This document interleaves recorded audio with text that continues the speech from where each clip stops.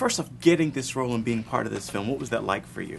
It was really exciting. You come out to LA and, just trying to make it or trying to even get a commercial audition, and then to think that like years later, like Jerry Bruckheimer would be like, "Hey, you want to be in this movie?" It's very surreal and it's very exciting, and it's one of those moments where you go, "Okay, well, I'm getting this opportunity, and I'm gonna just try to do my best and continue to be very thankful."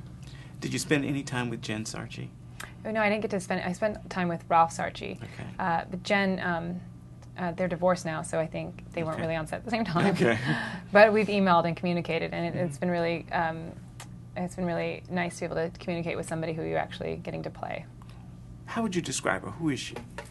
Jen Sarchi is the wife of Ralph Sarchi and the mother of his child, and she is his home base and his best friend. And when things start to get more intense for him and the unexplainable starts to happen, she's his best friend and she's his partner, and she's the one who's taking care of their home and their child as he's going down the rabbit hole, and she's the one that is there for him when he finally opens up about what happens. And I think that, to me, I just tried to play her as real as possible, and that meant that I was basing her off of a lot of the wives and mothers that I've known and that I know, and women that are really strong and have a really great relationship with their husband and know how to pick up the pieces when they are kind of left there, when their husband has to go off and be a police officer or a firefighter, and with one of my friends, and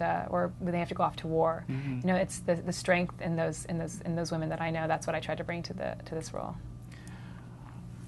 Did this film do anything to change or shape your belief in evil, the paranormal? Is it something you spent any time giving thought to prior to doing this film? I didn't really think about much. I was raised Christian, and I stopped believing at some point, as we do as we get older, and didn't think much about it. But then when at the end of this movie I got to see the real footage from the exorcism that actually took place, that this movie is based on, and then that completely opened up, because the things that I saw in this, it's not something you'd see on YouTube. It's just this really intense, unexplainable, like shake your core kind of footage, and that opened up my mind to maybe there's something that is happening beyond this life that we're in right now.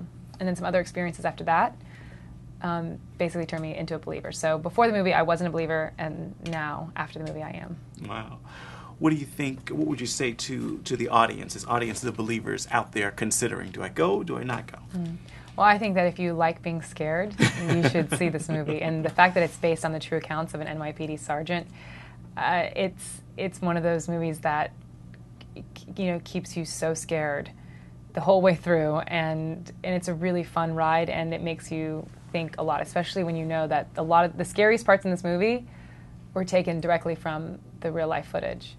So go and prepare to be scared and scream a lot. Awesome. Great job. Thank you so much.